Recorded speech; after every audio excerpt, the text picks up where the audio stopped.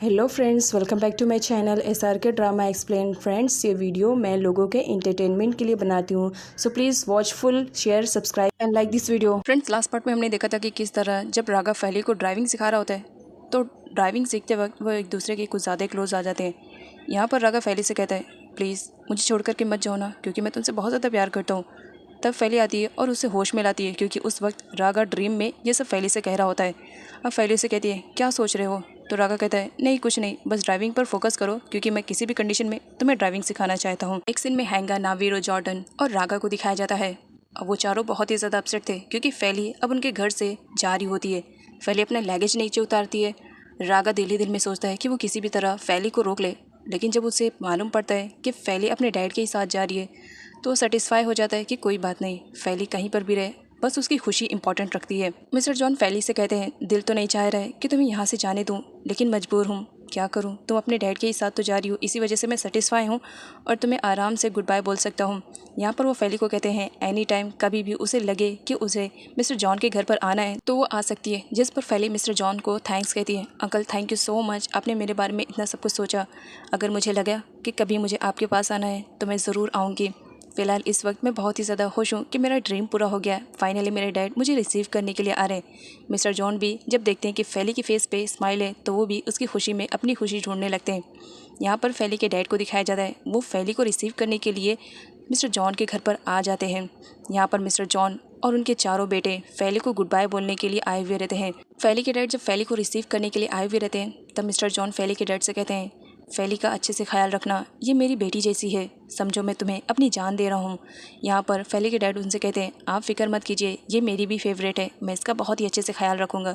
वो फैली से कहते हैं, तुमने इतना भारी लगेज को क्यों उठा के रखा है, लाओ मुझे दो, मैं लेकर चलता हूँ और तुम आराम से आओ। फैली अपना लगेज अपने डैड को देती है और वो कार में रखने के लिए जाते हैं। यहाँ पर मिस्टर जॉन को दिखाया जाता है, उनका तो पूरा दिल था कि वो फैली को रोक लें, लेकिन मजबूर थे, क्योंकि फैली के रियल डैड अब उसे रिसीव करने के लिए आए हुए थे।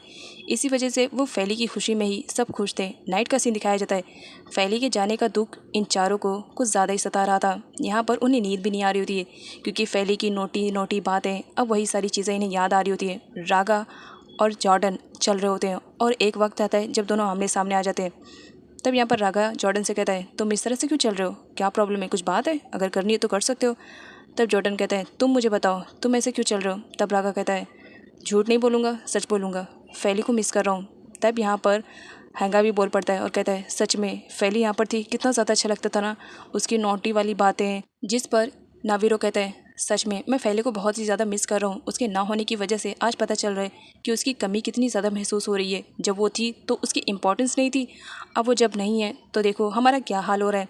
यहाँ पर हैंगा कहता है, सच में मैं भी बहुत ही ज़्यादा मिस कर रहा हूँ फैली को, वो यहाँ पर होती कितना अच्छा लगता ना। जॉर्डन का भी यही कहना रहता है। नावीरो कहता है, सच में मैं फैली को इस वक्त बहुत ज़्यादा मिस कर रहा हूँ, उसके साथ मैंने कुकिंग की थी ना, जब मैंने फ्राइड राइस बनाया था तो उसने मेरी हेल्प की थी, उस वक्त से हम दोनों की फ्रेंडशिप भी हो गई थी और इसी वजह से आज मैं उसे बहुत ज़्यादा मिस कर रहा हूँ। सच में झूठ नहीं बोलना चाहिए, फैली नहीं है तो आज बहुत ही ज़्यादा बुरा लग रहा है और हमारा टाइम भी नहीं पास हो रहा है।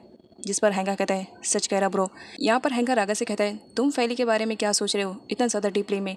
बट यहाँ पर रागा कहीं और खोया हुआ रहता है। वो कहता है, जब अपना प्यार अपने से दूर चला जाता है ना तो सच में कितनी ज़्यादा तकलीफ़ होती है। जिस पर नावीरो और हैंगा उसका मजाक उड़ाने लगते हैं और हैंगा कहता है, मैं सच कह रहा हूँ रागा, मैंने जो भविष्यवाणी की थी ना कि तुम सच में फैली को लाइक करते हो, झूठ मत बोलना, इसी वजह से तुम ये बहकी बहकी सी बातें करो। जिस पर रागा कहता है, ऐसी कोई बात नहीं है, मैं तो बस यूं ही बोल दिया, मैं फैली को लाइक नहीं करता हूँ। तो नावीरो रागा से कहता है, तुम्हारे फेस पे ही दिख रहा है कि तुम फैली को कितना ज़्यादा लाइक कर रहे हो, हाँ नहीं बता रहे हो, ये बात की बात है, तुम्हें शर्म आ रही है ना कि अगर तुम्हारे भाइयों को मालूम पड़ेगा तो वो तुम्हारी टांग खिंचाई ना करने लगे। जिस पर रागा कहता है, अपनी स्टूपिड वाली बातें ज़रा बंद करके रखो, इस वक्त हम किस टॉपिक पे बात कर रहे थे उसी टॉपिक पे बात करें तो ज़्यादा बेटर रहेगा। तीनों भाई मिल करके राघव को समझाने लगते हैं कि अगर तुम फैली को लाइक करते हो, उसे पसंद करते हो, प्यार करते हो तो तुम्हें जा करके फैली को बता देना चाहिए और उसे रोक लेना चाहिए। जिस पर राघव कहता है, मैं रोकना तो चाह रहा हूँ लेकिन मैं मजबूर हूँ, मैं देख रहा हूँ फैली अपने डैड के साथ जाने में कितनी ज़्यादा खुशी महसूस कर रही है। तब हैंगा कहता है, देखा दिल के बाद ज़बान पर आ गई ना। तो यहाँ पर रागा उसकी टांग खिंचाई करते हुए कहता है, आजकल तो बहुत ज़्यादा बोलने लगा है। सारे लोग हंसने लगते हैं रागा की इस एक्टिविटीज़ पर। नेक्स्ट सीन में फैली और उसके डैड को दिखाया जाता है। फैली के डैड उसे एक बंगलों के पास लेकर आए हुए रहते हैं। फैली रास्ते में ही सो जाती है, उसके डैड उसे जगाते हैं कि घर आ गया है, अब चलना चाहिए अंदर। फैली अपने डैड के जगाने पर उठती है और अंदर जाती है। अब यहाँ पर फैली अपने डैड से कहती है, डैड आपने जिस एड्रेस का बताया था ये वो एड्रेस नहीं है, हम कहाँ पर आए हैं। तब उसके डैड बोलते हैं, एक्चुअली तुम काफ़ी टाइम बाद मुझे मिली हो तो इसी वजह से मैं तुम्हें वेकेशन पे लेकर आया हूँ। हम यहाँ पर 3 दिन रहेंगे, उसके बाद हम सीधा अपने घर पर जाएंगे, तो कुछ टाइम के लिए तुम भी यहाँ पर रेस्ट कर लो अच्छे से। फैली के डैड बताते हैं कि उन्हीं का ही बंगलो है और वो अक्सर यहाँ पर आया जाया करते हैं। यहाँ पर फैली बहुत ही ज़्यादा खुश रहती है कि फाइनली उसे उसके डैड मिल गए हैं और उसके डैड ने उसके लिए बहुत सारा खाना बनाया था। यहाँ पर वो फैली को कहते हैं, आई होप तुम्हें पसंद आएगा, मैंने फ़र्स्ट टाइम ट्राई किया है, वैसे तो मैं किसी के लिए कुकिंग नहीं करता हूँ बट तुम्हारे लिए की है, चलो जल्दी से खाओ और बताओ कि कैसा है। यहाँ पर फैली अपने डैड को देख करके स्माइल करने लगती है और अपने डैड से कहती है, डैड एक बात पूछूं, क्या आप मुझे बताएंगे। तो फैली के डैड बोलते हैं, ऑफ कोर्स मैं बताऊंगा, तुम पूछो तो सही। फैली यहाँ पर अपनी मॉम के रिलेटेड पूछने लगती है, डैड मुझे पता करना है मेरी मॉम का नेचर कैसे था, मेरी मॉम दिखती कैसी थी और आपको उनकी कौन सी चीज़ पसंद आई। फैली की ये क्वेश्चन करने पर कुछ टाइम के लिए उसके डैड परेशान से हो जाते हैं। फिर वो फैली को आंसर रिप्लाई करते हैं, सच बताऊँ तुम्हारी मॉम तुम्हारी तरह क्यूट है, अगर आज वो होती ना तो तुम्हें देख करके बहुत ही ज़्यादा खुश होती। और तुम्हारे गले में जो ये बटरफ्लाई वाला लॉकेट है उसे भी तुम्हारी मॉम ने दिया था बिकॉज उसे बटरफ्लाइज बहुत ही ज़्यादा पसंद थे। तब फैली कहती है, शायद इसी वजह से मुझे भी बटरफ्लाइज बहुत ज़्यादा पसंद है। यहाँ पर फैली अपनी मॉम के रिलेटेड और सारे क्वेश्चन करने लगती है जिस पर उसके डैड थोड़े से घबराए हुए रहते हैं और वो फैली से कहते हैं, अगर तुम इस टॉपिक को चेंज करो तो ज़्यादा बेटर रहेगा, क्योंकि जब भी तुम्हारी मॉम के रिलेटेड कोई भी बात करता है तो पास्ट में हुए सारे कोइंसिडेंट मैं याद करता हूँ कि किस तरह तुम्हारी मॉम मुझे छोड़ करके चली गई और फाइनेंशियल कंडीशन ठीक ना होने की वजह से हमें तुम्हें ऑर्फनेज में छोड़ना पड़ा, मुसीबतों का पहाड़ सा टूट गया था। इसी वजह से मैं चाह रहा हूँ कि तुम पास्ट के बारे में ना बात करो, प्रेजेंट में जीते हैं ज़्यादा बेटर रहेगा। फैली नोटिस करती है कि मॉम के बारे में बात करके उसके डैड डिप्रेशन में जा रहे हैं, इसी वजह से वो टॉपिक को चेंज करती है। इधर राका को दिखाया जाता है, जब फैली उसके पास थी तो हमेशा उससे फाइट किया करता था, लेकिन आज जब फैली उससे दूर हो गई है तो बहुत ही ज़्यादा मिस कर रहा होता है फैली को और पास्ट के बारे में सोच रहा होता है कि किस तरह ड्राइविंग सिखाते वक्त वो दोनों एक दूसरे की कितने ज़्यादा क्लोज आ गए थे। यहाँ पर राघव फैली के बारे में सोच रहा होता है और उसके बाद वो अपना सेलफोन निकालता है और फैली पर मैसेज टाइप करना स्टार्ट करता है, बट कोई आंसर रिप्लाई नहीं मिलता है क्योंकि फैली का सेल फ़ोन खो गया था। इसी वजह से फैली आंसर रिप्लाई नहीं कर पा रही होती है। राघव को लगता है कि हो सकता है फैली बिजी हो, वो बाद में जब उसका मैसेज देखेगी तो ज़रूर आंसर रिप्लाई करेगी। और यहाँ पर राघव दिल में बहुत ही ज़्यादा खुश हो रहा होता है कि फाइनली उसने इतना तो कन्विंस कर ही लिया है कि वो फैली को लाइक करता है। इधर फैली को दिखाया जाता है जो अपने कमरे में आती है तो उसे बहुत ही ज़्यादा अच्छा लगता है क्योंकि उसके रूम की डेकोरेशन काफ़ी हार्ड थी। वो देख करके इम्प्रेस हो जाती है। फैली के डैड आते हैं और फैली से पूछते हैं क्या उनका दिया हुआ सरप्राइज़ फैली को पसंद आया। फैली यस बोलती है। फैली अपने सेलफ़ोन के बारे में पूछने लगती है, डैड मेरा सेलफ़ोन मिला। तब उसके डैड बोलते हैं, मैंने कार में चेक किया बट तुम्हारा सेलफ़ोन मुझे कहीं पर भी नहीं मिला, लग रहा है सेलफ़ोन कहीं खो गया है। तब फैली कहती है, नहीं डैड मुझे पूरा याद है, आते वक्त मैंने अपने सेलफ़ोन को अपनी पर्स में ही रखा था बट पता नहीं कहाँ चला गया, मिल नहीं रहा मुझे मेरा सेलफ़ोन। तब उसके डैड बोलते हैं, ओह शिट मेरी डॉटर, तुम्हें एक सेलफ़ोन की वजह से इतने ज़्यादा परेशान होने की ज़रूरत नहीं है, नेक्स्ट डे मैं न्यू सेलफ़ोन ला करके तुम्हें दे दूँगा, तो इस वक्त तुम परेशान बिल्कुल भी मत हो, जाओ फ्रेश हो जाओ, रात काफ़ी हो चुकी है और देखो तुम कितनी ज़्यादा टायर्ड लग रही हो, सो जाओगी तो बेटर रहेगा, नेक्स्ट मॉर्निंग मैं तुम्हें नया सेलफ़ोन दिलवा दूँगा। यहाँ पर उसके डैड बोलते हैं कि यहाँ पर बहुत सारे स्टाफ हैं तो तुम्हें अगर कोई भी चीज़ की ज़रूरत पड़ेगी तुम उन्हें बोल देना, वो तुम्हें ला करके दे देंगे। यहाँ पर फैली बहुत ही ज़्यादा खुश हो रही होती है कि फाइनली उसका ड्रीम पूरा हो गया, उसके लाइफ में उसके फादर रिटर्न आ गए हैं। फैली अपनी डैड के साथ काफ़ी खुश थी। वो रूम की डेकोरेशन को देख करके कहती है, सच में डैड ने बहुत ही अच्छे से इंतज़ाम किया है, मुझे बहुत ही ज़्यादा पसंद है। तब उसे याद आता है, ओह शिट मैं ये कैसे भूल सकती हूँ। वो अपना लगेज ओपन करती है और उसमें से उसे एक सेलफ़ोन मिलता है।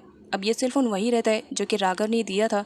वो सेलफ़ोन को निकालती है और पास्ट में राघव के साथ होने वाली एक्टिविटीज़ को याद करती है कि किस तरह राघव ने उसे सेलफ़ोन दिया था और वो लेने से मना करी थी, तो राघव ने उसे फोर्सफुली दिया था और ये भी कहा था कि इसमें सिर्फ़ और सिर्फ राघव का ही नंबर है और किसी का भी नहीं।